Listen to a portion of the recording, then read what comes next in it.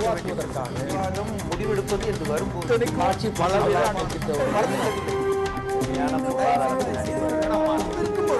எதிர்த்து பேசிட்டு அவங்க ரெண்டு பேர் சொன்னதை வச்சு பார்த்தா ஒரே ஒரு காமன் த்ரெட், ரெண்டுத்துலயும் சுப்ரீம் கோர்ட் இன்டர்ஃபியர் பண்ணி ரெண்டுத்துலயும் வந்து நீதி பரிபாலனம் சரியா இருக்கணும்னு சொல்லி 2G ஸ்பெக்ட்ரம்லயும் சொல்லிச்சு, நான் எங்க சூப்பர்விஷன்ல தான் நடக்கணும்னு சொல்லிச்சு. அதே மாதிரி அதே மாதிரி அதே மாதிரி பெங்களூர்ல நடக்கக்கூடிய சொத்து வழக்குலயும் வந்து அவங்க கொடுத்த ஆர்டர் தான், அவங்க டிரான்ஸ்ஃபர் பண்ணி அவங்க கொடுத்த ஆர்டர் படி தான் அதுவும் அவங்க சூப்பர்விஷன்ல தான் நடக்குது. கர்நாடகா ஹைகோர்ட் அதை சூப்பர்வைஸ் பண்ணணும் சொல்லி நடந்தது. இதுல இருந்து என்ன தெரியும்னா, இந்த ரெண்டு கேஸும் இந்த அந்தந்த அப்பப்போ இருக்கக்கூடிய கவர்மெண்ட் கிட்ட விட்டுருந்தா அதுகள் வந்து அந்த கேஸை வந்து தகர்த்திருப்பாங்க. சோ அதனால ஒரு சுப்ரீம் கோர்ட் சூப்பர்விஷன்ல ஓரளவு இது நடந்துக்கிறதுங்கிறதுனால இந்த கேஸ்ல வந்து ஓரளவு நியாயமான அணுகுமுறை இருக்கும் நம்ம எதிர்பார்க்கலாம். உடனே சொத்து கேஸ், இந்த வெல்த் கேஸை பொறுத்த வரைக்கும் ஜெயலலிதா மேல போடப்பட்ட மற்ற எல்லா கேஸையும் இந்த கேஸ் தான் அவங்களுக்கு ரொம்ப டஃபஸ்ட் கேஸ். ஏன்னா மற்ற எல்லா கேஸ்லயும் வந்து ப்ராசிக்யூஷன் அரசு தான் வந்து ப்ரூவ் பண்ணணும் இவங்களால எப்படி இழப்பு நடந்தது, இவங்க வந்து எவ்வளவு ஊழல் பண்ணாங்க, அதனால எவ்வளவு சொத்து சேர்த்தாங்க. பட் இந்த வெல்த் கேஸ்ல வந்து the onus of proof வந்து ஜெயலலிதா மேல, the accused மேல இருக்கு. தனக்கு எங்கேருந்து இவ்வளவு சொத்து வந்தது, அதுக்கு எங்கேருந்து வருமானம் அப்படின்னு ப்ரூவ் பண்ணணுங்கிறத வந்து ஜெயலலிதா, சசிகலா, சுதாகரன், இளவரசி இவங்க 4 பேர் மேலேயும் இருக்கு. ஸோ அதனால இந்த ஓனர்ஸ் ஆஃப் ப்ரூஃப் அக்யூஸ்ட் மேல வரும்போது இதுதான் this is going to be a very tough case for Jayalalithaa. இதுல இருந்து அவங்க வெளியில வருதுங்கிறது வந்து ரொம்ப சிரமப்பட்டு தான் வர வேண்டியிருக்கும். இல்ல அது தீர்ப்பு வந்த நாள்ல நாம் சொல்ல வேண்டிய விஷயம். இதை மட்டும் பதிவு வைக்க விரும்புறேன். அதாவது குற்றவியல் வழக்குல வந்து ஆய்வாளராக இருக்கக்கூடியவர் தான் அந்த வழக்கை வந்து பதிவு செய்யணும். எஃப்ஐஆர் முதல் தகவல் அறிக்கைன்னு சொல்ற எஃப்ஐஆர் 154 CRPCல பதிய வேண்டியவர் யாருன்னா ஆய்வாளர். ஆனா இந்த வழக்குல சிபிஐ சரியா செயல்படலைன்னு சொல்லி உச்சநீதிமன்றம் அந்த வழக்கை தானே எடுத்து முதல் தகவல் அறிக்கையை பதிவு செய்து விட்டு என்னிடம் காட்ட வேண்டும் by monitoring by the supreme கோர்ட்ல தான் இந்த 2G வழக்கு வந்து ஒவ்வொன்று நடந்துச்சே தவிர.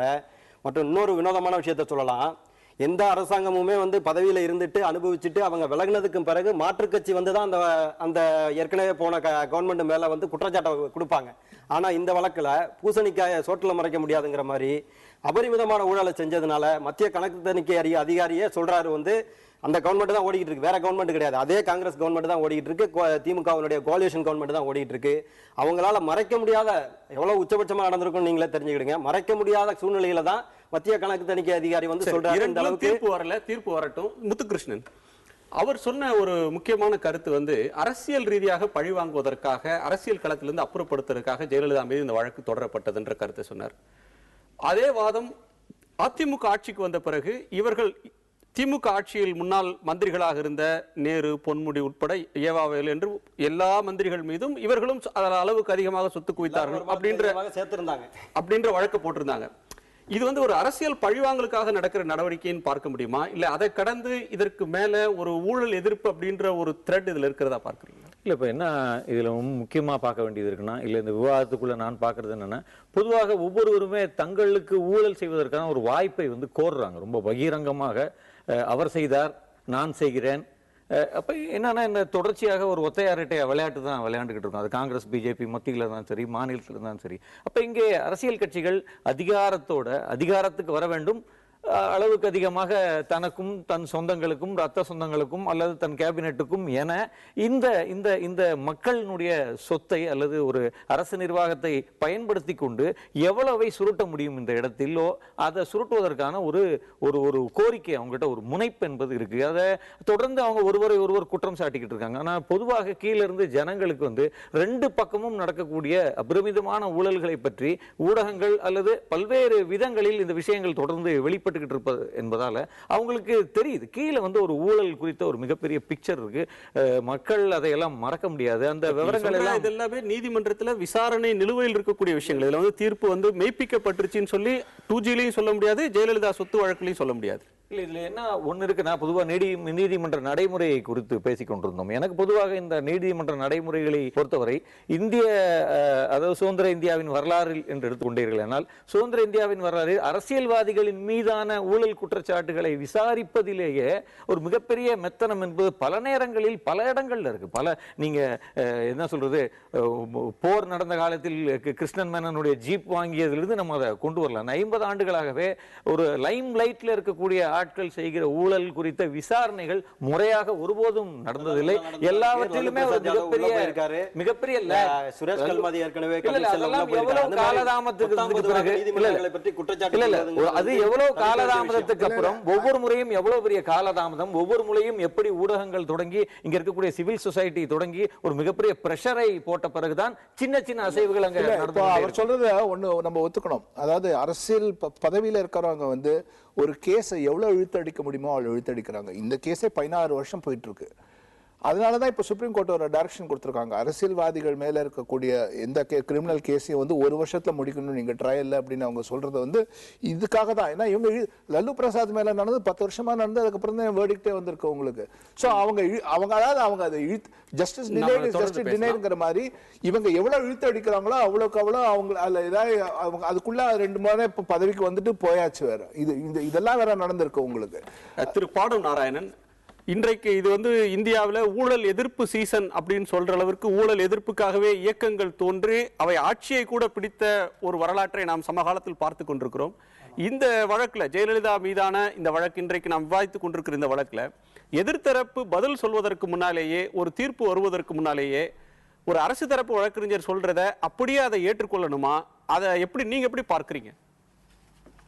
இதுல வந்து திமுக வந்து இப்போ அரசு வழக்கறிஞர் தினமும் என்னெல்லாம் வாதிடுறாரோ அதெல்லாம் எடுத்து சொல்றாங்க.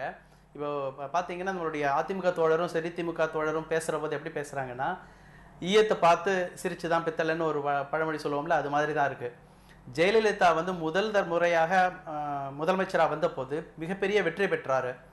அனுபவம் இல்லாதவர் அந்த வெற்றி அவர் தலைக்கு மேலே ஏறினதுனால மிக வெளிப்படையாக அத்துமீறல்களை எடுத்து செய்தார். ஊழல்களை வந்து மிகப்பெரிய அளவில் செய்தார். அதனால மாட்டிக்கொண்டார். திமுக வந்து ஊழல் செய்யாத கட்சின்னு சொல்ல முடியாது. பொதுவாக மக்கள் என்ன கருது இல்ல சொல்ல முடிக்கிறேன் இல்ல ஊழல்களை செய்தார் மாற்றிக்கொண்டார்னு சொல்லி ஸ்வீப்பிங்கா சொல்ல முடியுமா ஒரு விஷயத்தை?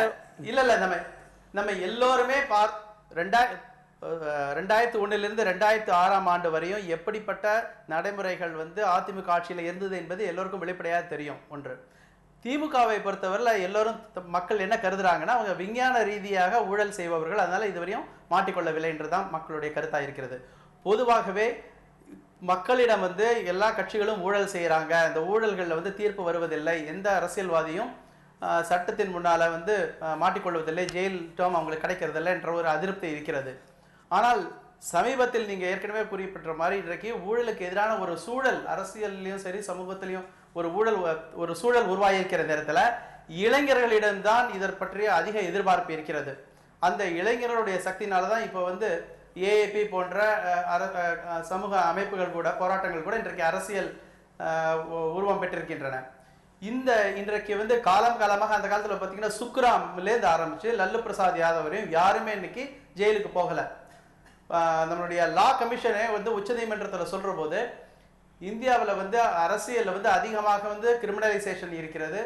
ஊழல் செய்பவர்கள், கொலை செய்பவர்கள், பாலியல் வன்முறை செய்பவர்கள் எல்லோருமே வந்து இன்னைக்கு பாராளுமன்றத்திலும் சட்டமன்றத்திலும் இருக்கிறார்கள். இது வந்து நம்மளுடைய ஜனநாயக அரசியலில் ஒரு புற்றுநோய் போன்று பரவிட்டு லா கமிஷனே வந்து உச்சநீதிமன்றத்தில் கூறியிருக்கிறது. அதனாலதான் அந்த உச்சநீதிமன்றமும் இன்றைக்கு வந்து ஜுடிஷியல் ஆக்டிவிசம்ன்ற மாதிரியான ஒரு சூழல் உருவாக்கி கொண்டு அடுத்தடுத்து பல்வேறு வரவேற்கத்தக்க அறிவிப்புகளை செய்துட்டு இருக்காங்க, தீர்ப்புகளை கொடுத்திருக்காங்க. இந்த அரசியல்வாதிகளுக்கு எதிரான எல்லா குற்றச்சாட்டுகளையும் ஓராண்டுகளுக்குள்ள விசாரிக்கணும்னு சொல்லிட்டு 2 வாரங்களுக்கு முன்னால உச்சநீதிமன்றம் கொடுத்திருக்கிறது. அந்த தினசரியாக ஆன டெய்லி பேசிஸ் வந்து இந்த விசாரணை நடத்த வேண்டும் என்று உச்சநீதிமன்றம் கூறியிருக்கிறதுனால இன்றைக்கு இந்த வழக்கு வந்து சூடுபிடித்திருக்கிறது. அது மட்டும் இல்லாமல் இந்த லா கமிஷன் வந்து உச்சநீதிமன்றத்தில் ஒரு விஷயம் சொன்னாங்க. மிகப்பெரிய குற்றச்சாட்டுகள் இருக்கின்ற அரசியல்வாதிகள் வந்து தேர்தலில் போட்டியிடுவதை தடை செய்ய வேண்டும் என்று உச்சநீதிமன்றத்தில் கேட்டபோது உச்சநீதிமன்றம் சொன்னாங்க, இந்த லோக்சபா எலெக்ஷன் முடியட்டும், ஒரு பரிசீலனை விவாதிக்கப்பட வேண்டிய ஒன்று. இன்றைக்கு நாம் விவாதிக்க வேண்டிய ஒரு விஷயத்தை நாம் தொடர்ந்து விவாதிக்கலாம். குறிப்பாக அரசியல்வாதிகள், செல்வாக்கு படைத்தவர்கள் மீதான வழக்குகளில் தீர்ப்பு வருவதற்கும் விசாரணை முடிவதற்கும் ஏன் நீண்ட காலம் ஆகிறது? ஆனாலும் கூட மற்றொரு தளத்தில் ஒரு ஊழல் வழக்கில் தண்டிக்கப்பட்டாலும் கூட அரசியல்வாதிகள் மீண்டும் மீண்டும் மக்களால் எப்படி தேர்ந்தெடுக்கப்படுகிறார்கள், அதற்கு பின்னால் இருக்கக்கூடிய அரசியல் என்ன என்பதை பற்றியும் நாம் விவாதிக்கலாம். ஒரு சிறிய இடைவேளைக்கு பிறகு நேர்பட பேசு தொடரும்.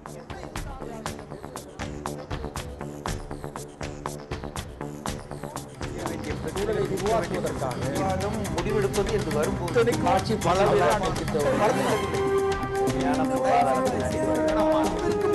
எதிர்த்து பேசிட்டு